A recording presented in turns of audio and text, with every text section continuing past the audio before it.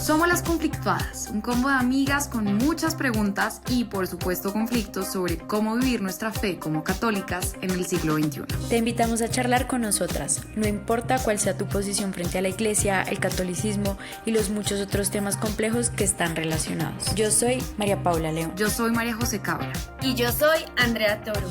Y queremos que nos acompañes a vivir esos conflictos, porque la verdad, muy maluco estar conflictuadas solas.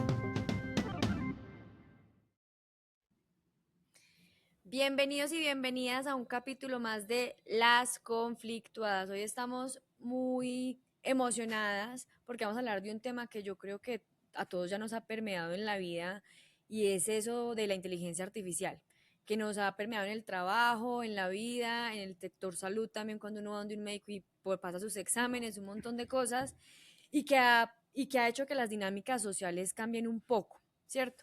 Entonces hoy queremos hablar un poquito de eso, cómo viene cuando estamos hablando de Dios, en la religión, en nuestra espiritualidad, porque hay veces uno no sabe en verdad en qué uno está la iglesia, y dos, cómo deberíamos tomar una actitud católica frente a esta nueva tecnología que es impresionante, pero que cambia muchas dinámicas en el día a día. Entonces, bueno, hoy estamos muy emocionados y muy felices porque tenemos una persona muy experta en este tema. Nos acompaña hoy José David Amorocho, que es el director de datos y el Chief Mission Officer de Corpus AI. Dato trabaja conmigo, entonces nos conocemos bastante. Y pues más Que allá de cuenten trabajar qué es Corpus AI. es la mejor empresa del mundo. Pero bueno, no. Somos una empresa que hace predicción de desenlaces graves en salud y utilizamos inteligencia artificial y machine learning. Y José es el mago detrás de todo el tema de inteligencia Ok, artificial, de datos. y en lenguaje cotidiano, porque no En entendí lenguaje nada de lo que acaban cotidiano de decir, básicamente. logramos predecir enfermedades. Con exámenes médicos muy sencillos, se mete la información médica de un paciente y te predice si la persona o le va a dar un infarto, o va a desarrollar diabetes, o si le va a dar, no sé, una Ya. enfermedad renal crónica. Entonces permite que la prevención sea mucho más fácil y sencilla, o más enfocada, pues, más enfocada, más focalizada, para efectivamente prevenir. Entonces, pues eso por ese lado en cuanto a Corpus, pero también José hace parte del CELAM, que es la Conferencia Episcopal Latinoamericana, en un grupo puntual que trabaja temas de inteligencia artificial. O sea, sabe muchísimo del tema. Entonces estamos muy, muy, muy felices de que esté aquí con nosotros. Así que, José, bienvenido a Las Conflictuadas. Andrea, María José, muchísimas gracias por la invitación. Yo también muy contento de acompañarlos hoy. Bueno, no, pues qué felicidad, porque sí creo que es un tema que voy a confesar, a veces como que ya me agobia, porque lo hablamos tanto, como que está tan presente, pero al tiempo, cuando uno para y piensa como, bueno, pero esta vaina, ¿qué tiene que ver con mi fe? Y qué tiene que ver con los valores que tenemos como sociedad, con la religión, bueno, un montón de cosas, y creo que es necesario hacer ese pare, porque estamos como en una dinámica tan de cómo lo implemento, cómo lo uso, cómo me ayuda a ser más productivo, cómo puedo empezar a mejorar mis procesos en la empresa, en mi vida personal, que estamos creo que muy en modo reactivo, diría yo, ante la IA, pues las personas del común, obviamente hay gente que sí está intentando hacerlo no tan reactivo, sino también mucho más planificado, eh, pero sí creo que es importante hablarlo, y que además yo sí he sentido que a diferencia de pronto de otros temas, como que bueno, también pues porque creo que nos ha como llegado tan fuerte a la vida, pero como que la iglesia sí empezó a abordarlo muy rápido, eh, de diferentes formas, pero yo sí siento que la iglesia, los católicos, como que sí están empezando a decir de una como, bueno, esto cómo lo podemos usar, pero también qué implica. Entonces, me parece muy valioso tener este episodio. Para empezar, José, no sé si nos podrías definir qué es la IA, porque yo creo que también como que lo decimos tanto, que no sabemos de pronto realmente qué es. Entonces, así partimos la conversación de un entendimiento común sobre qué es. Muy bien. Bueno, esa pregunta es bien difícil, porque es donde también vamos a encontrar el primer nivel del debate, ¿no? Voy a contar la historia primero y a qué nos referimos, digamos, históricamente con inteligencia artificial, y ya después entramos como en un par de sutilezas muy sencillas. Nosotros empezamos a escuchar mucho de inteligencia artificial con la salida de ChatGPT, ¿cierto? Y ese fue como el gran momento en el cual eso comenzó a ser muy relevante. Pero este concepto existe desde la conferencia de Dartmouth, que fue un evento académico en donde un grupo de personas se reunieron a conversar sobre las nuevas capacidades de los sistemas computacionales y se propusieron en esa conferencia el objetivo de la inteligencia artificial. Entonces, ese concepto nace muy intencionalmente antes de que exista como un proyecto, ¿sí? Entonces, estos computadores están expresando comportamiento inteligente y en ese momento, en 1940, comportamiento inteligente era saber hacer matemáticas, ¿sí? ¿Cuáles son los seres más inteligentes del mundo? Los seres humanos. ¿Por qué? Porque hacemos matemáticas, ¿sí? Ningún otro ser sabe hacer matemáticas, entonces pues nosotros somos lo máximo. Cuando el computador pudo hacer matemáticas, dijimos, uff, de pronto hay objetos que pueden ser inteligentes como los seres humanos. Y ahí aparece este proyecto de vamos a crear humanos artificiales, inteligencia artificial. Nace el proyecto tiene, digamos, lo que se llaman veranos y inviernos, es decir, momentos en los cuales hay avances muy emocionantes, donde parece que es posible, donde parece que se va a hacer realidad, y inviernos muy largos también, donde no hay ningún avance, donde parece que estamos intentando construir algo que es imposible. ¿Sí? Yo quiero construir un edificio que llegue hasta la luna, y no, estamos locos, está muy lejos, ¿no? Estos veranos, inviernos, digamos, vienen los veranos muy relacionados con la aparición de las redes neuronales. Las redes neuronales es algo que ocurre más o menos en 1980, que son la base de ChatGPT. ¿Sí? ChatGPT está construido sobre una tecnología de 1980. ¿Sí? Lo que pasa es que las redes neuronales ahora pueden crecer muchísimo más de lo que nos hubiéramos imaginado nunca, y con ese crecimiento comienzan a tener lo que se llaman capacidades emergentes que no pensamos que tuviera. Sí, ChatGPT nació, realmente antes de ChatGPT existía la versión de Google que se llamaba BERT, eh, y BERT lo que estaba hecho era para ser el siguiente Google Translate, ¿sí? ¿Cómo puedo hacer mejores traducciones utilizando el contexto de las demás palabras que están alrededor? ¿Por qué? Porque todos los que utilizamos Google Traductor cuando estábamos en el colegio, descubríamos que a veces no quedaban bien las traducciones, porque aunque la palabra sí estaba bien traducida, en ese contexto significaba otra cosa y terminaba siendo una cosa muy extraña. Google se dio cuenta de eso y comenzó a intentar trabajar en resolver ese problema, y es, ¿cómo hago yo para que las palabras se informen entre ellas? Es decir, entiendan el contexto, ¿sí? Em, Así es como funciona.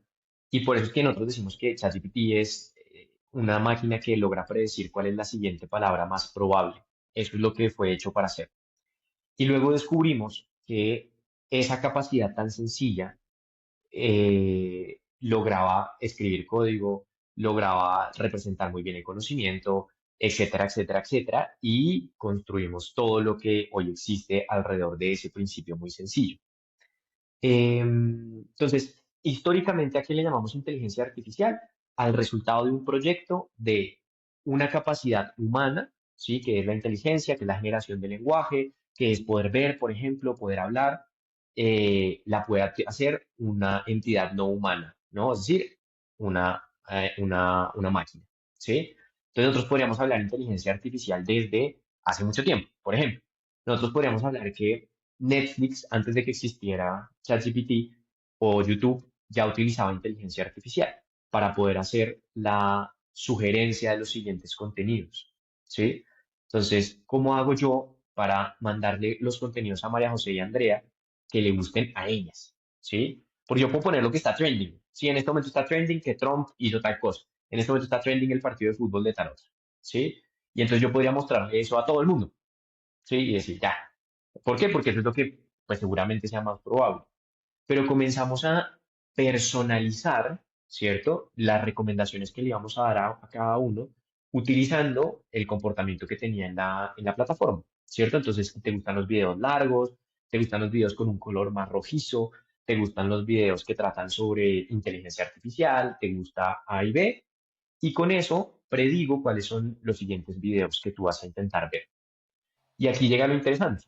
Esas predicciones no venían producto de una comprensión psicológica muy profunda del ser humano. ¿Sí? No es como que los ingenieros se sentaban y decían, bueno, ¿cuáles son los deseos del ser humano que vamos a intentar modelar para darles exactamente lo que quieren? No, la respuesta es, ¿cuáles son los videos que ven más? ¿Cuáles son los que más se parecen a los que ven más? Totalmente. Miremos eso.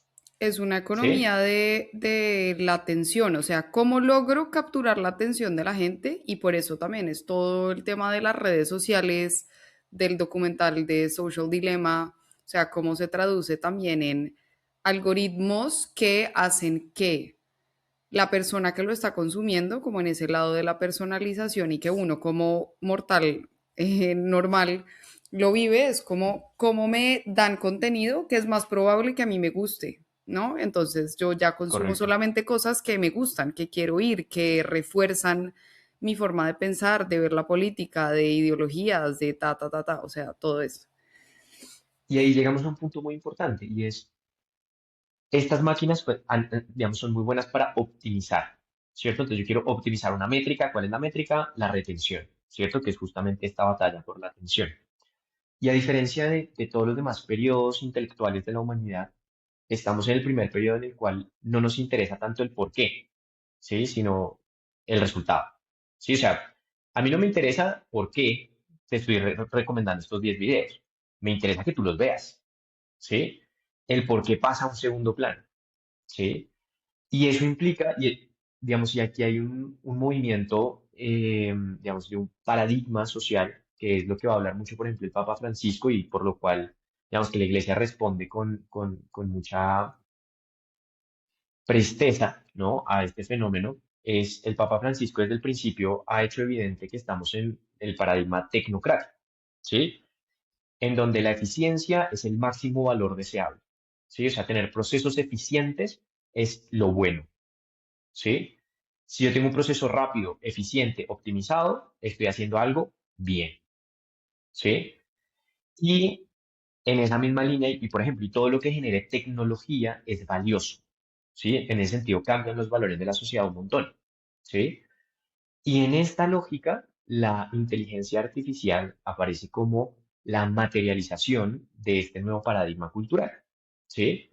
En donde, por ejemplo, ya poder decir, es que ChatGPT me dijo, ¿sí? Tiene una validez muy grande, porque suponemos que ChatGPT está optimizado, es rápido, es efectivo, tiene todo el conocimiento, em, que ahí hay que ver exactamente a qué nos referimos con eso, y por lo tanto es el Dios en el nuevo paradigma, ¿sí? En el sentido de decir, es aquella muestra de lo valioso que se puede hacer cuando tenemos procesos efectivos, en donde el por qué nuevamente no importa mucho. ¿Sí? O sea, si yo siento a Sam Altman y le digo, oiga, cuénteme cómo funciona ChatGPT, él me va a explicar cómo. Ah, perfecto. Pero ahora explíqueme por qué hace lo que hace, por qué me respondió esto. La respuesta de él va a ser porque así fue entrenado.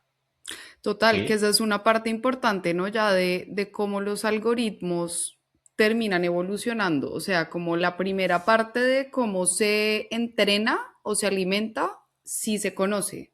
Pero como ya después sigue un proceso, pues como con este tema de como aprendizaje continuo que tiene el mismo algoritmo, ya después ni siquiera los creadores saben o entienden del todo cómo está funcionando y cómo está construyendo, llevando a todas las respuestas, etcétera.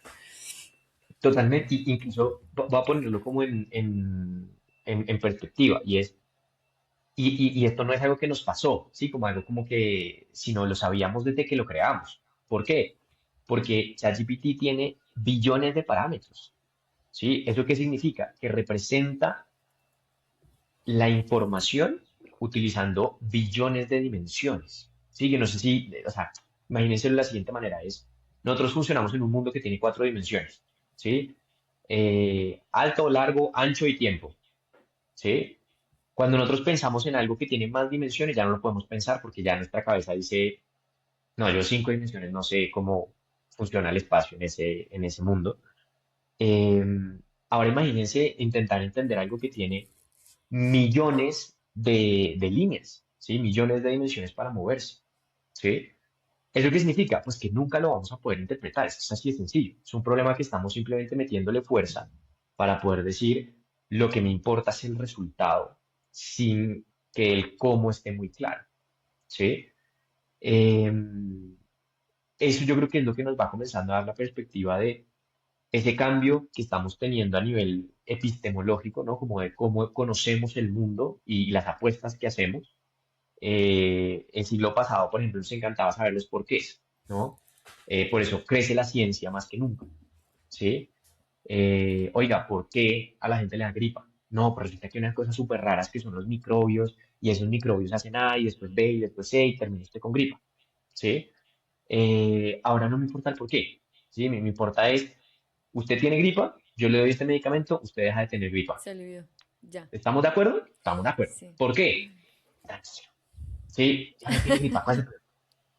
Sí, sí, sí, sí, Total. totalmente. Que yo sí quisiera profundizar en un tema que tocaste sobre como la perspectiva que pone el Papa Francisco cuando empieza este boom de ChatGPT. Y es esta obsesión con la eficiencia. O sea, yo creo que estoy Ujú, completamente sumergida en eso.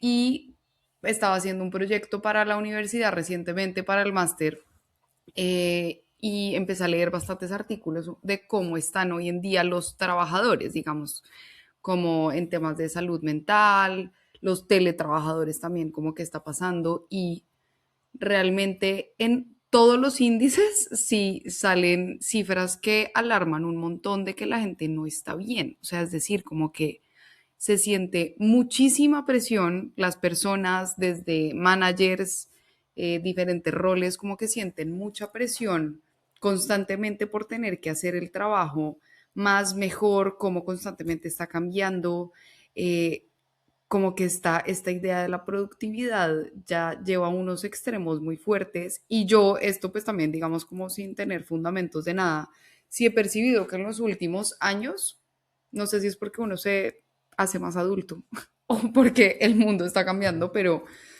como que la gente vive muy estresada y angustiada y como que no hay tanto espacio para de pronto no hacer nada, entre comillas, ¿no? Que nada es poder descansar, sino como que siempre está esta sensación de tengo que estar haciendo algo productivo, tengo que ser eficiente en cómo lo estoy haciendo, como en una sobreexigencia y yo siento que este tema de ChatGPT y de la inteligencia artificial, que ya está pues mucho más fuerte en los contextos empresariales, sí detona muy fuerte esta forma de vivir que estamos teniendo como sociedad y a mí me da un poco de angustia. A ver, con esto además no quisiera decir que es mala la inteligencia artificial, porque de hecho creo que tiene cosas muy buenas y que efectivamente sí no está mal que nos ayude a ser eficientes en algunas tareas de la vida, pero como que siento que ya nos hace dejar de pensar en si efectivamente eso es lo que queremos y cómo queremos vivir y si tiene sentido también muchas dinámicas de la vida que estamos teniendo, no sé.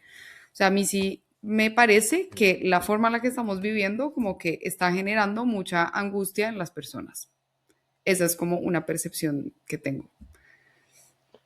sí, a ver, hay parte de lo que yo trabajé e investigué un tiempo en la universidad, o acompañé las investigaciones más bien, son los efectos sobre el trabajo y por qué en Latinoamérica nos preocupamos por la inteligencia artificial, aunque OpenAI no nació entre nosotros, es porque nosotros somos los primeros que pagamos laboralmente la cuenta.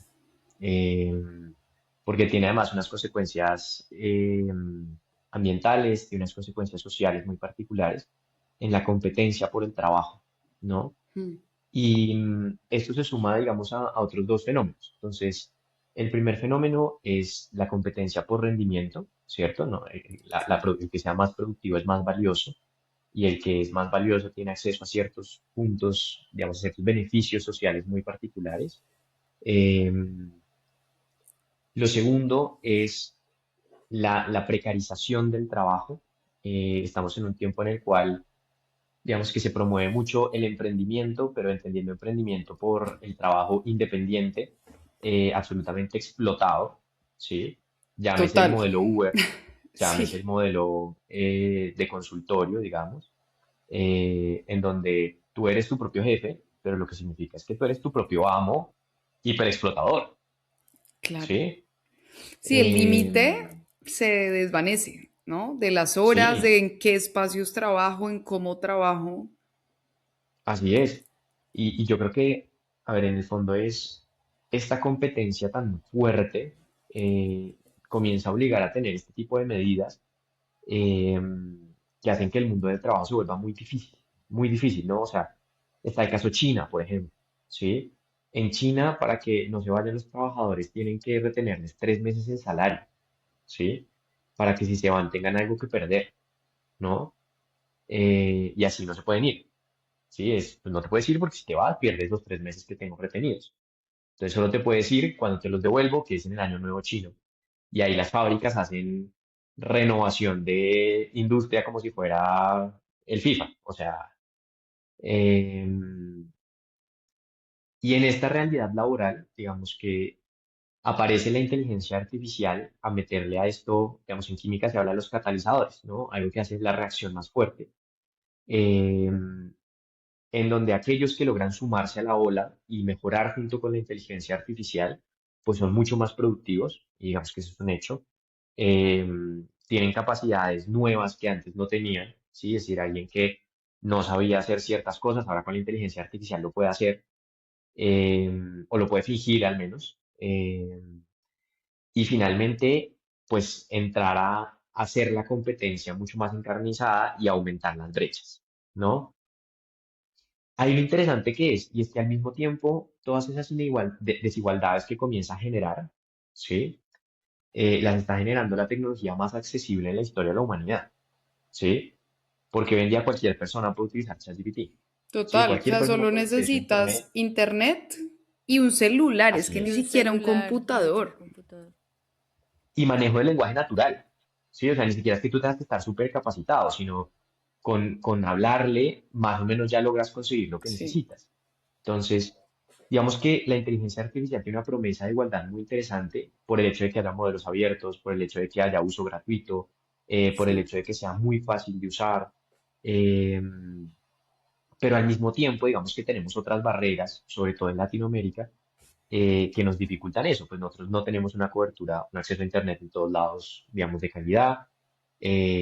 Tenemos unas limitaciones también en términos de acceso a dispositivos que Sí. nos hace muy difícil competir. Nos hace falta mucho conocimiento, mucha comprensión cultural de este tipo de cosas. eh, y por eso digamos que la brecha nos preocupa mucho, ¿no? Entonces, por ejemplo, si nosotros quisiéramos decir, en este juego, ¿quién va ganando? El sudeste asiático va ganando con todo. Sí, es decir, el sudeste asiático como región emergente puede reemplazar todo el trabajo que nosotros los latinoamericanos estamos haciendo tranquilamente, porque su adopción de tecnología es más rápido, porque su acceso a la tecnología es más rápido, porque su cultura está más centrada en la tecnología desde hace 10 años. Claro, es que uno piensa en Eh, Latinoamérica, cero cultura tecnológica. O sea, así es. Y cero cultura científica y de la innovación, que digamos que es lo exacto, otro complicado, exacto. porque esta tecnología es tan poderosa como la capacidad de imaginación de quien la usa, ¿sí? Y para tener esa imaginación que nos permite construir cosas nuevas, interesantes, valiosas, pues hay que tener ciertas bases, cierta familiaridad, hay que tener cierta experimentación, que cuando no se tiene, pues la máquina de tener un potencial de 100 y un potencial de 10, ¿sí? O sea, un campesino bogotano, colombiano, que tiene la máquina, ¿cuánto provecho le puede sacar del 1 al 10? Pues uno, ¿sí? Sí, Em, total. Y es que, a ver, yo ahorita estoy haciendo un máster en Digital Business and Innovation. ujú. Yo he sido cero tecnológica en mi vida, en general. O sea, cero. Pero ahora esto está demasiado presente en todo. El enfoque como más de administración y negocios me llamaba la atención. Y oigan, todos los días en clase me hablan de nuevas plataformas, temas de agentes, oigan, de todo asociado a inteligencia artificial, porque todo está conectado, porque obviamente la inteligencia artificial sí ayuda a potenciar todo lo que se está creando hoy en día. O sea, casi que hoy proponer un negocio que no incluye de alguna forma inteligencia artificial no sirve o va a ser más difícil que consiga financiación, etcétera. Y yo, que he sido una persona que he podido recibir educación en mi vida, que he tenido computador, he tenido celular, que he estado como en entornos pues que me ayudan como a poder tener más facilidades tecnológicas, y es muy complejo y es muy abrumador porque es que son demasiadas cosas y yo digo, o sea, si yo que he tenido como estas ventajas, entre comillas, me siento así, ¿cómo puede ser para otras personas, como para un campesino? ¿No? Y ahí uno sí siente que los que logran aprovecharlo y usarlo, pues pueden coger mucha más ventaja, porque también otro tema es, claro, de usarlos, pues cualquiera lo puede usar, pero que Ujú. en verdad lo sepa usar, porque es que yo creo que ese es un tema muy importante, es cómo le doy uso a esto realmente. Si mi foco solamente es que me haga más eficiente, yo creo que no funciona. Es como que hay que entender muy bien para qué, en el dónde, cómo lo voy a usar, cómo lo combino con la capacidad que tiene mi equipo, cómo lo combino con la inteligencia humana, con una cultura también que sea sana, etcétera, etcétera. Pero es, o sea, como que no se trata solo de tenerlo, ¿no? Lo que tú dices, sino también de cómo yo lo sé usar y le saco el jugo. Sí, nosotros, cuando yo enseñaba estos temas en la universidad, yo hablaba mucho de la comparación entre una motosierra y una cuchara, ¿sí? La inteligencia artificial, ¿a qué se parece más? ¿A una motosierra o a una cuchara? ¿Sí? Pues parece una cuchara porque es algo muy fácil de usar. Si un niño de 5 años agarra una cuchara y ya más o menos la sabe usar y no necesita clases de cómo usar una cuchara, ¿sí? Y cuando el papá ve al niño con una cuchara en la mano, pues el papá dice, normal. Y lo peor que puede pasar es que se meta un cucharazo en la cabeza, no pasa nada, ¿sí? La inteligencia artificial también puede ser una motosierra, ¿sí? Que si yo le doy una motosierra a mi hijo, pues no es una buena idea, ¿sí? Seguramente va a pensar, se va a mochar la cabeza en cualquier momento, porque para poder manejar una motosierra uno requiere una fuerza muy particular, uno requiere Sí. una técnica muy particular, uno requiere un equipo de protección muy particular, ¿sí? Y se utiliza para una tarea muy particular, ¿sí? Como que yo no voy con una motosierra por ahí, como, no, pues, por si acaso, ¿sí? Como, no sé hoy qué voy a hacer, vamos con la motosierra, de pronto me la encuentro por ahí. Y es muy interesante que esta tecnología tiene ambos lados, ¿sí? O sea, tanto la Sí. facilidad de uso de una cuchara, la accesibilidad, lo intuitivo que es, ¿sí? Es, te voy a ayudar a hacer un correo, no, pero un correo, voy a hacer, listo, perfecto. Pero al mismo tiempo también tiene esas características que hacen que yo pueda darle acceso a datos muy sensibles, que yo ponga en riesgo mi seguridad digital, eh, el daño también que yo puedo hacer generando cosas que son pues muy complejas con ese acceso a información. eh, y ahí digamos que voy a conectar con otro punto y es, y esta herramienta que tiene como estos dos lados, listo, llega en un punto en el cual esto que tú estás describiendo, Majo, lo describe también Byung-Chul Han en su libro sobre la sociedad del cansancio, le llama él, ¿sí? O la sociedad del rendimiento, Mm, ¿sí? interesante, tal vez me lo lea. Em, sí, son libros muy corticos. Byung-Chul Han Ok. es un sociólogo que escribe desde la intuición, digamos, entonces por eso es muy, muy fácil de seguir, que Ay, qué va a ir interesante. mostrando los signos de este tiempo que él va a leer como la sociedad del cansancio, porque quien está haciendo las cosas bien tiene que estar cansado, ¿sí? Si yo me la paso todo el día jugando videojuegos, no soy una persona muy útil para la sociedad y muy valiosa y muy admirable, ¿sí? Si yo me la paso todo el día rezando, ¿sí? O escribiendo, no soy muy valioso para la sociedad, ¿sí? Pero si tú hoy trabajaste 12 horas, construirte una aplicación, automatizaste un proceso, hablaste con un cliente, eres lo máximo, ¿sí? Súper admirable. Por lo tanto, estar cansado se convierte en un estado deseable para el ser humano y algo que el no estarlo te genera culpa, ¿sí? Te genera castigo social, ¿sí? Y en donde te miden, pues por el rendimiento del cual eres capaz de mostrar.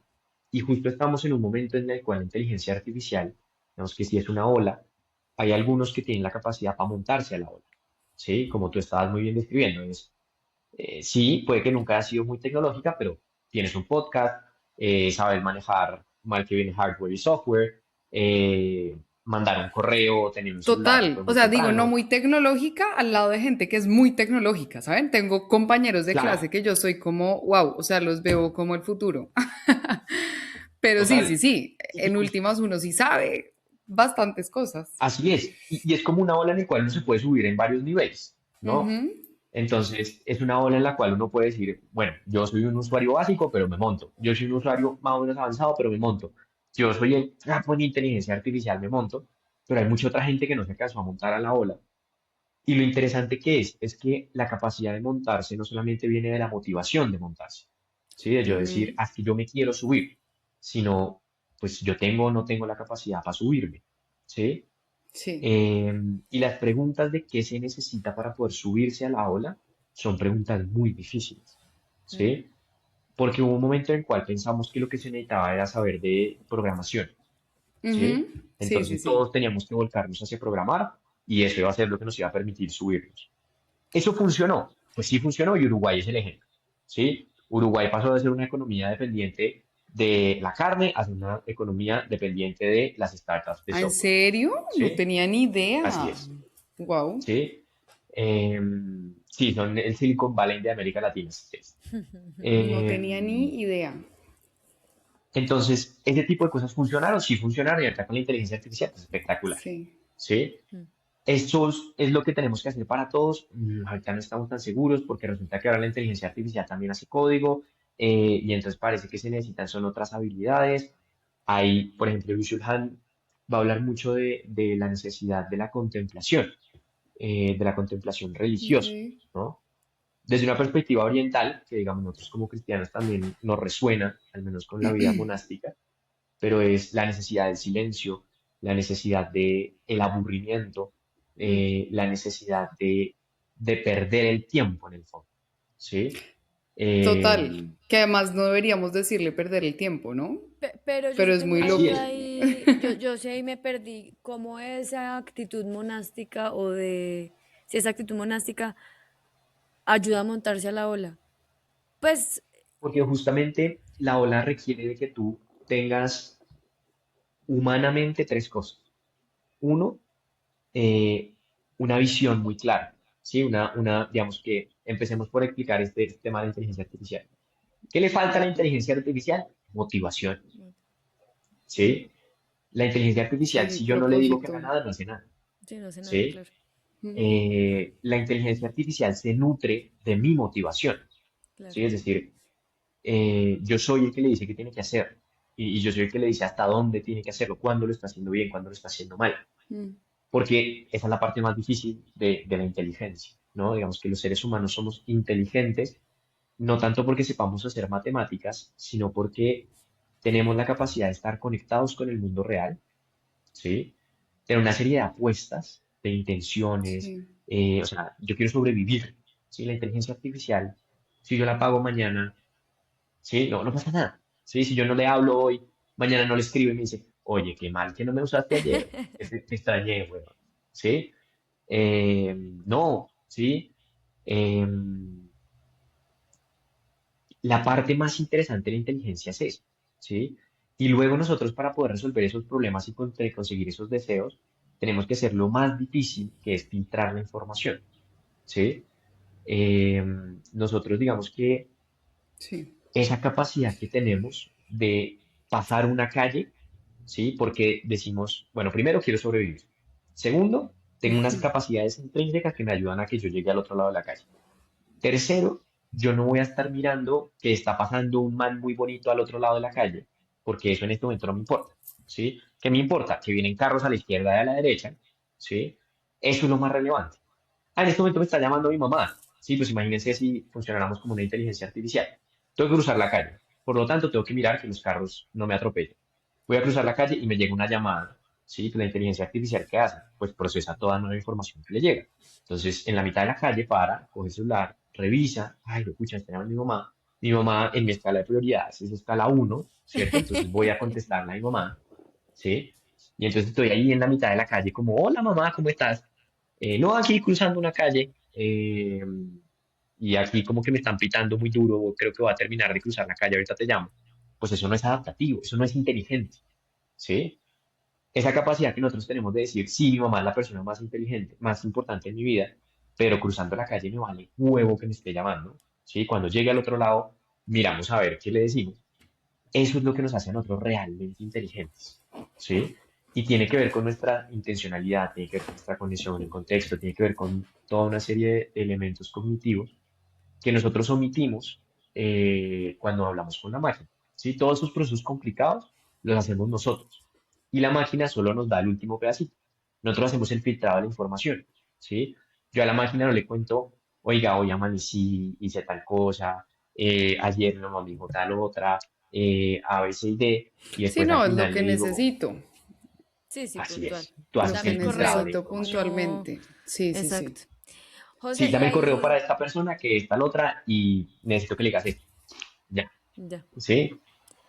Yo tengo ahí una duda y es, bueno, aquí empezamos a, bueno, mejor dicho, pues tú siendo del CELAM y pues todo este conocimiento que tienes al respecto, ¿cómo ha visto la iglesia esta herramienta? Porque pues sabemos que nos ha llamado también como, oigan, hagan parte de este movimiento, aprendan a utilizar, pero también sé y he escuchado de espacios donde se dice hay que tener cuidado que la gente no la vea como una herramienta que tiene alma, que tiene conciencia propia, porque no es un ser humano y la iglesia siempre está defendiendo la dignidad humana como a profundidad. O sea, ¿tú cómo dirías ahí que, pues sí, que se juntan esas dos posiciones? La iglesia muy rápido identificó que no era mala por naturaleza. ¿Por qué? Ok. Porque justamente su arquitectura y su objetivo es la de servir al ser humano, ser una extensión de las capacidades humanas, ¿sí? En tanto extensión está en la misma categoría de unas gafas o de unos zapatos o de un carro, ¿sí? Y es más o menos así sencillo, es desde que los seres humanos tenemos carros podemos llegar más lejos que nunca, ¿sí? Y uno podría decir, pues que el carro es más rápido que el ser humano, ¿sí? Qué peligro, y sí, es muy peligroso, matamos mucha gente con carros, ¿sí? Pero no porque el mal uso sea posible, el objeto es malo en sí mismo, y no Total. porque tenga capacidades superiores a las humanas, lo hace malo en sí mismo. Sí, digamos que son las primeras dos cosas que dijimos. Sí, puede responder más rápido, puede ser más inteligente en algunas cosas que nosotros, sí, y por lo tanto es un riesgo o es malo, y es sí, tiene riesgos, pero no es malo en sí mismo, ¿sí? Como muchos otros desarrollos Sí, claro. tecnológicos. Ujú. Entonces, luego de que llegamos a ese punto y dijimos, el ser humano teológicamente es co-creador, ¿sí? O sea, participa de la creación de Dios y tiene la capacidad de crear cosas dentro de esa creación.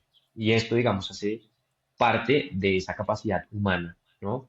Esa misión que Dios le dio de ser co-creador con él, ¿no? Por lo tanto, es buena en sí misma, ¿listo? Es decir, es un desarrollo que es interesante, que es valioso, perfecto. Ahora, ahora, eso no significa que cualquier uso es válido, ¿no? Y ahí es donde empieza a intentar diferenciar el trigo de la cizaña, ¿no? Ujú. Y entonces, ¿cómo comenzamos a hacer esa diferencia? Y es, primero, definitivamente no es humano. Eh, y hay una denuncia que yo creo que nos toca hacer con más fuerza y es, creo que estamos utilizando muy mal las palabras, ¿sí? Porque creo que inteligencia es una muy mala palabra para describir lo que es, ¿sí? Porque uno es muy inteligente. Utilizamos la palabra memoria, por ejemplo, cuando queremos hablar de almacenamiento, ¿sí? Vamos a poner un ejemplo, ustedes tienen memoria, no tienen almacenamiento, ¿sí? O sea, si yo les cuento, o sea, seguramente podemos terminar este podcast y ustedes les preguntan, Moni, ¿cómo les fue?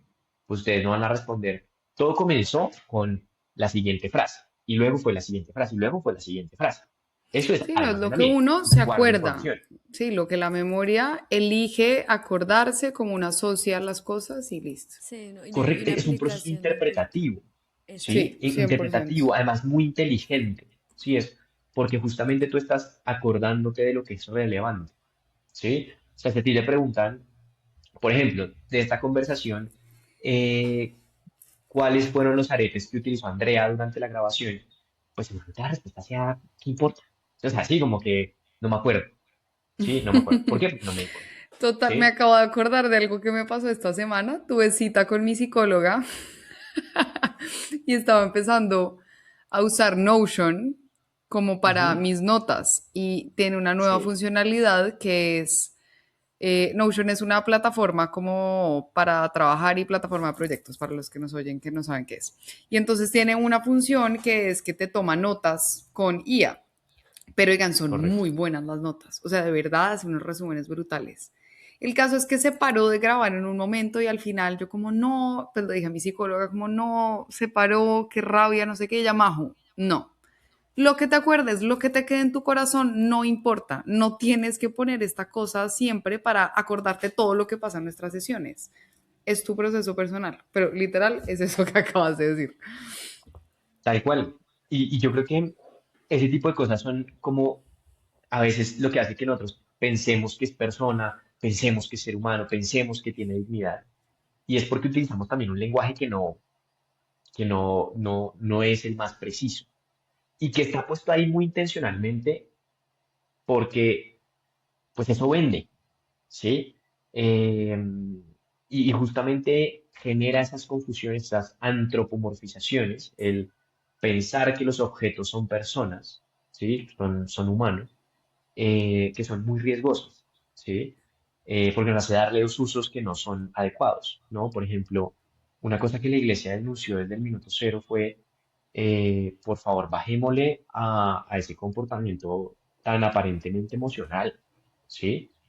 ¿Cómo así? Creo ¿Cómo que en algún así? momento, por ejemplo, con ese, ay, María José, me alegra mucho escucharte, qué bueno saber de Ah, ti, vale, ya, ya, ya, sí. cuéntame un poquito más, eh, Excelente no, a ver, idea. Eres muy exacto, inteligente y me encanta que expreses tus opiniones. exacto. Sí, es que esa Eso parte es sí es súper súper nocivo. innecesario.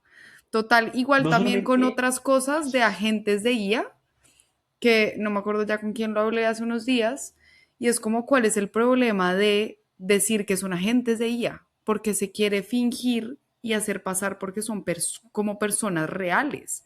Diga, esta llamada está siendo atendida por un agente de IA que va a ayudar a procesar esto, ya, y pues que hable, pero no tener que, como esta sensación de engañar a la persona para que sienta que sí le está hablando a una persona.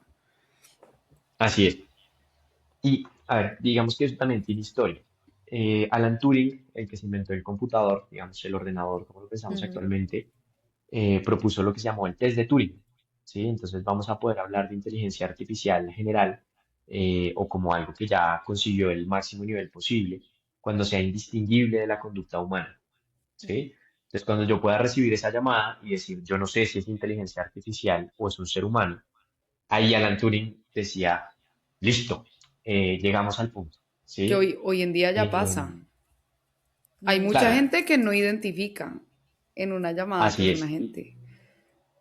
porque ese ha sido el objetivo. Y por eso justamente como intentar hacer ese engaño o engañar ahí es una forma de decir, la tecnología es lo máximo, pero también afecta mucho la transparencia, la confianza social que comenzamos a tener unos en otros, y este comportamiento emocional es particularmente riesgoso porque estamos en una época en la cual nos acostumbramos a tener relaciones afectivas virtuales, ¿sí? Sí, Entonces a que yo podía tener una relación a distancia y podía chatear con una persona todo el día y eso es súper reforzante.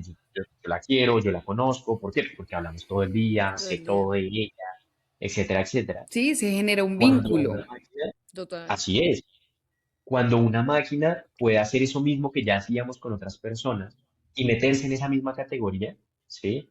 Pues es muy riesgoso, ¿sí? Sobre todo cuando tú tienes una inteligencia artificial que está hecha para ser complaciente, que es donde es más riesgoso, ¿sí? Una persona que está aislada socialmente, que tiene muchas dificultades para conectar con otros seres humanos, encuentra una tecnología que siempre le dice que sí, que siempre está de acuerdo, que siempre refuerza la interacción, pues es muy riesgosa, ¿sí? Es Total. muy riesgosa y tenemos fenómenos. En Japón hay una cantidad Mm, muy importante de hombres jóvenes que no salen de la casa, ¿sí? total. Y que tienen que recibir algún tipo compensación para sus necesidades afectivas y que hoy en día son chatbots, hoy en día es pornografía, hoy en día es cualquiera de esas versiones, digamos, que no satisfacen, no generan esa sensación de satisfacción, pero sí cumplen un rol analgésico, ¿sí? Sí. Sí cumplen el rol de anestesiar el malestar o la sensación de soledad. Em, y ahí es donde se ve un peligro muy serio. Total. Muy serio que tú hablabas en un momento, me acuerdo que en algún momento tuvimos una charla de eso, que tú me decías como que también estamos en una, pues como gracias a la inteligencia artificial y pues la tecnología en general, estamos obsesionados con la facilidad de las cosas, ¿cierto? Como que no haya Mm. fricción, que todo pase súper fácil. Pues en este caso, digamos, con la gente de Japón, pues no quiere ir al bar a que la niña lo rechace, sino que yo ya sé que pues mi chatbot me va a decir, estás divinos, me cae súper bien lo que sea. Y hacíamos ahí como un paralelo que ese tipo de actitudes sociales dejan muy de lado el sufrimiento, que también es un llamado que nosotros como católicos estamos, sí, llamados a tener en cuanto vemos pues la situación que uno está, mejor dicho, vivir lo que vivió Jesús en la cruz, como tener ese proceso de redención que Cristo tuvo en la cruz, nosotros tenerlo en nuestro diario vivir, en su proporción obviamente, y con la inteligencia artificial se quita mucho ese valor que se le da al sufrimiento en general en el día a día. Sí, sí, eso hace parte, digamos, del paradigma en el que estamos, eh, de buscar la comodidad, ¿no? Hoy todos vivimos como reyes, ¿no? Digamos que incluso las personas de más bajos recursos tienen acceso a cosas que antes eran locas para la sociedad, ¿sí? O sea, poder ir a un supermercado y comprar 5 cosas y comer con eso es loco, ¿sí? O sea, yo antes necesitaba trabajar un año para llegar a eso, ¿sí? Para poder tener mi propio alimento, para poder tener mi cama, ¿sí? Las camas hoy las damos muy por supuesto, pero hoy es muy fácil comprar un colchón, ¿sí? Comprar ropa. Hay muchas cosas, digamos, aparentemente gratuitas o garantizadas por el Estado. Y digamos que en esta época del confort, en donde las fricciones las hemos disminuido muy significativamente, a diferencia de cualquier otro momento de la humanidad, nos hemos hecho un poco fóbicos al esfuerzo y al sufrimiento, ¿no? Eh, Sobre todo a aquel a cual no estamos acostumbrados, porque el ser humano siempre sufre, ¿sí? Digamos, parte de lo que nosotros sabemos por nuestra condición de pecadores es que no podemos estar bien todo el tiempo, ¿sí? Nosotros no creemos en que la felicidad es el estado de imperturbabilidad, ¿sí? Como pensaba Mm. Aristóteles.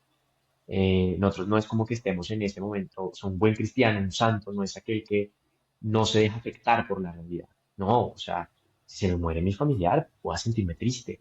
Si veo que a alguien le pasa algo bueno en la calle, me voy a poner feliz, ¿sí? Y nos acostumbramos a ciertas dinámicas y comenzamos a volvernos muy aversivos a otros, ¿sí? Entonces yo puedo convertirme muy resiliente para poder sobrevivir a la soledad, ¿sí? El caso de los jóvenes en Japón, ¿sí? Yo me vuelvo muy bueno para ese sufrimiento de la sensación de sentirme abandonado, de sentir que no valgo, de tener poco refuerzo emocional, pues me hago muy bueno para, digamos, como que sobrevivir ese sufrimiento, pero hay otros para los cuales no quiero, ¿sí? No quiero el rechazo social, no quiero eh, sentirme inadecuado en ciertas situaciones, no quiero tener que aspirar a algo que de pronto no voy a poder alcanzar, ¿sí?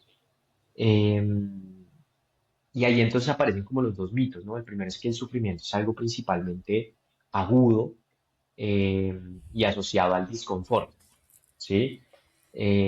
Una persona que no tiene que comer hoy, todos entendemos que es un drama, una tragedia, ¿sí? Sí. El sufrimiento es lo único que todos podemos estar de acuerdo que está mal, ¿sí? Entonces, eso que hace genera sufrimiento está mal, ¿sí? Esa es la moral moderna, ¿sí? Y nos hemos hecho hipersensibles al sufrimiento, ¿sí? Y por eso, por ejemplo, a mí me interesa mucho el campo educativo. Eso en educación tiene unas consecuencias muy complicadas, ¿sí? Porque buscamos entonces que ahora la educación se convierta en entretenimiento, ¿sí? El niño tiene que ir contento a la clase, tiene que jugar todo el día y al final tiene que llegar sin tareas, o sea, en una sensación de plenitud total y falta de fricción, porque es que la educación, los niños deberían ser felices, ¿sí? Sí. Em, y esa, digamos que esa balanza, ¿sí? Entre la fricción necesaria para el crecimiento personal, para responder a lo que Dios nos pide, es muy importante, ¿sí? O sea, nosotros, digamos, Cristo nos promete cruz, ¿sí? Él no nos dice, miren, métanse por aquí, que esto es de bajada Que ya, derecho, relajado. así es, sino, no, les prometo unas fricciones que los van a santificar, ¿sí? Em, y ahí la línea de cuál es un sufrimiento que es, voy a poner estos términos como beneficente, ¿sí? Bueno para el ser humano, y un sufrimiento que es maleficente, ¿no? Malo para el ser humano, ¿sí? Que viene, por ejemplo, como resultado de la crueldad, ¿sí? Eh, es difícil de armar, ¿sí? Y la solución frente a ese problema de nuestra cultura es, no, no, no, quitemos el sufrimiento beneficente y quedémonos con el malo, y entonces todo lo que sea sufrimiento es malo y ya está, ¿sí? Sí, Y por eso hoy en aunque día pensamos, por ejemplo, perdón, que la renta universal es la mejor sociedad del mundo, ¿sí? O sea, el momento en el cual todos los seres humanos tengamos un salario solo por existir, y el trabajo sea opcional, ese es el ideal de sociedad. ¿Por qué? Porque quien quiere trabajar es porque no sufre, ¿sí? O porque, ¿sí? Y es una idea muy extraña, tanto total. psicológicamente como para nuestra idea de santidad, ¿no? O sea, ¿cómo se hace santo uno si vive una vida sin fricciones? ¿Sí? A mí me gusta mucho la Sí. historia, una de las historias fundacionales del budismo, eh, donde Siddhartha era un príncipe que vivía encerrado en un castillo perfecto, ¿sí? En donde no podía tener a nadie, no podía ver a nadie viejo, a nadie enfermo, ni a nadie que sufría, ¿sí? Y él vivió toda su vida hasta que cumplió los 18 años sin conocer la enfermedad, sin conocer la vejez, sin conocer el sufrimiento, ¿sí? Y entonces este joven crece acompañado por un montón de personas, sus padres en algún momento desaparecen, y él no se da cuenta porque sus padres envejecen también, ellos se enferman, Mm, ¿sí? Y cuando él se hace el rey, eh, él comienza a pedir salir del castillo, ¿sí? Y sale por la puerta del norte y todo se ve perfecto, ¿sí? Todos los súbditos se encargan de que él vea que todo está bien, ¿sí? Que no haya nadie enfermo, que no haya nadie viejo, etcétera, etcétera. Y después de varias de estas incursiones, se encuentra con un hombre viejo, se encuentra con un hombre enfermo, se encuentra con, digamos, la soledad existencial, ¿sí? De que estas personas que están a su alrededor todo el tiempo moviéndose son distintas a él y no tienen por qué estar ahí. Y comienza el camino de la iluminación de Siddhartha, ¿no? Que es, resulta que tenemos estos tres males fundamentales que tenemos con los que enfrentar, ¿no? Y tenemos que conseguir una respuesta frente a esos males fundamentales.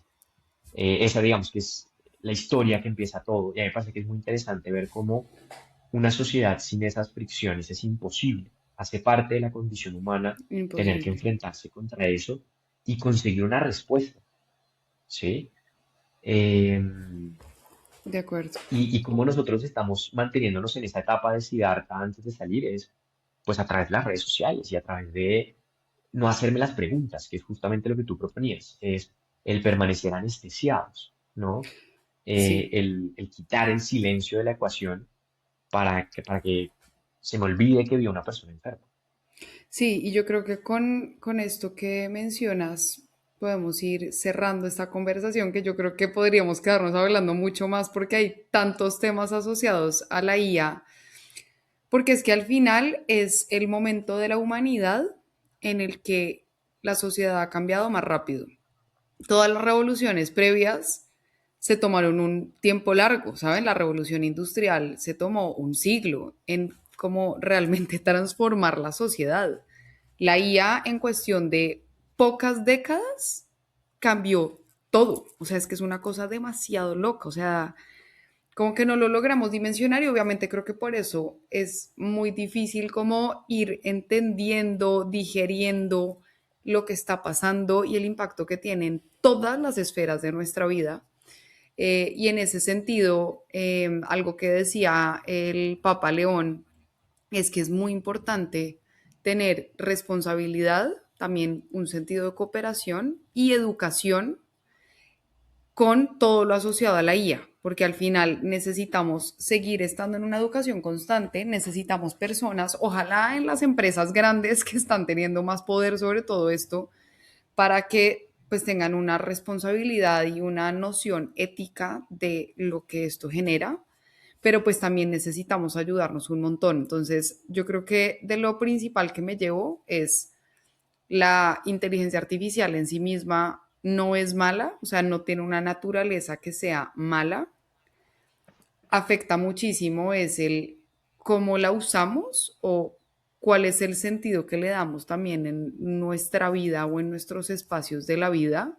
Si ahí, por ejemplo, yo me doy cuenta que la estoy usando un montón es para estar más cómoda y ya, para evitar este tipo de sufrimientos, incomodidades, fricciones de mi vida, pues vale la pena parar a preguntarse como que, ¿y por qué estoy empezando a obsesionarme tanto con esto? Porque yo honestamente creo que sí se vuelve una cosa obsesiva el cómo elimino fricciones, cómo estoy más cómoda, cómo no sé qué. Si esos son como el tipo de usos y de motivaciones que nos están llevando a tener a la IA en la vida, pues de pronto hay que parar y pensar y reflexionar un poquito, que es difícil, porque en verdad sí creo que en este mundo actual en el que estamos, parar es visto como algo negativo y muy complejo de lograr. Entonces yo también creo que esa sería como una segunda reflexión con la que me quedaría. Y lo último que nos faltó hablarlo más, pero yo creo que es cómo podemos usar todas estas herramientas para pues nuestro propósito también como católicos, de evangelización, de, bueno, no tiene que ser Santidad. necesariamente de evangelización en sí mismo, pero como de hacer el bien, como lo que ustedes están haciendo en Mm. Corpus. O sea, ustedes en Corpus quieren ayudar a mejorar la salud de muchas personas, sí hacerlo de forma más eficiente, porque es que eso no es que esté mal en sí mismo, pero es con un propósito muy bueno e importante. Hallow también, esta app de meditación, utiliza la IA de una forma espectacular y está logrando conectar a gente en todas partes del mundo con la oración, que, o sea, como comparar, ¿no? Esto que estamos diciendo que es tan difícil. Entonces, yo cerraría también con esta última reflexión y es cómo podemos seguir utilizando todo esto que está surgiendo para hacer el bien, para realmente como poder amar y ser ese ejemplo de Jesús en diferentes ámbitos de la vida, que creo que esas son como unas herramientas muy grandes que nos da todo lo que está sucediendo en esta ola de inteligencia artificial y de tecnología. Sí, yo creo que en esa pregunta de cómo utilizarla bien, hay una pregunta que la inteligencia artificial no puede responder y es ¿quién soy y qué debería hacer? ¿Sí? Si yo le preguntara a la inteligencia artificial quién soy, no me va a decir, "Ah, ¿usted? No sé, yo sé que usted se llama José y estudió aquí y allá y hizo A y B, pero eso no me responde quién soy, me responde qué he hecho, que es una pregunta bien distinta. Es distinto. Em, para poder utilizarla bien, yo tengo que tener esa respuesta muy clara y hacerme la pregunta y actualizarla frecuentemente de cara a Dios, de cara a los demás, ¿sí? Porque eso es lo que me permite que la inteligencia artificial se alinee con quién soy y qué estoy llamado a ser, ¿sí? ¿Qué debería ser? Es la respuesta de cuál es mi vocación, ¿sí? Y la inteligencia artificial tiene mucho sentido y es muy útil en tanto se alinea como parte de un proceso vocacional, ¿sí? Me ayuda a responder a aquello a lo que estoy llamado, Mm, ¿sí? Pero cuando tengo una herramienta que no, y no tengo visión, no sé qué puedo hacer con ella, no sé qué debo hacer con ella, y no sé yo quién soy en relación con ella, pues estoy metido en una situación en la cual otros están tomando esas decisiones, ¿sí? Entonces yo utilizo la inteligencia artificial y hago esto porque me lo exige mi contexto y puedo terminar haciendo cosas muy negativas. Frente, por ejemplo, lo que decías de las grandes empresas, yo soy un poquito escéptico con eso, porque ya se están jugando una carrera a muerte, ¿sí? sí, en verdad, eso a mí me Eh, parece miedoso. sí, y a muerte total. O sea, Mm, es decir, ellos están en un carro prendido a 500 kilómetros por hora y lo siguiente que queda es la pared, ¿sí? porque están compitiendo con una cosa que se llama la singularidad, que es el momento en el cual la inteligencia artificial tiene la capacidad de mejorarse a sí misma, ¿sí? Y la primera que llegue a ese Sí, punto va claro. a ganar el juego para sí, ¿sí? Y bajo esa promesa están a toda velocidad, ¿sí? Eh, y en un juego en el cual el marco ético es el consecuencialismo, lo que está detrás. Y el consecuencialismo es, lo importante es cómo la historia termina, ¿sí? Y en este momento lo importante es conseguir resultados, resultados, resultados, resultados, resultados, resultados, resultados. Y mientras haya resultados, me voy a llevar por delante lo que me tenga que llevar por delante, ¿sí? Eh, y parar en esa carrera, hacerse las preguntas de fondo, hacerse las preguntas éticas, alinearse humanamente y ojalá religiosamente, pero eso ya es soñar como muy allá, pues es inviable en un carro que va a 500 kilómetros por hora, ¿sí? Sí. Eh, y justamente aquí yo creo en la homeostasis social, es decir, que las cosas van a conseguir ajustarse a su Ay, debido tiempo y ojalá. lugar, eh, pero eso va a implicar un estrellón serio. Y eso es a lo que llaman ahorita la Total. burbuja de la inteligencia artificial. Y vamos a ver cuál es la pared que frena el ¿Cuál tren. es esa pared? ¿Cómo Eh, va a ser ese estrellón, no? así es, Miedoso. No, así es. demasiada iluminación en este capítulo, José. De verdad que muchas gracias porque no solamente creo que entramos un poquito en la historia y como cuál es el objetivo de esa inteligencia artificial, sino que entramos a hablar un poco de esas preguntas que probablemente muchos nos hemos hecho en nuestra cabeza frente a la inteligencia artificial, pero también vemos qué hay detrás, como toda esa idea como del pragmatismo, del facilismo, de buscar la rapidez en las soluciones, y como nosotros como católicos estamos llamados, y José lo dijo muy bien, más allá de utilizar la herramienta que es algo bueno para nuestro diario vivir, como una herramienta que nos permite hacer, estar en constante reflexión de quién soy, y para dónde voy, que es algo que la inteligencia artificial no puede hacer y que la verdad nos va a acercar mucho más a Dios con diferentes herramientas, como puede ser la inteligencia artificial. Entonces, José, mil gracias en verdad por acompañarnos en este capítulo y a todos, gracias por escucharnos, porque ya saben, muy maluco estar conflictuadas solas.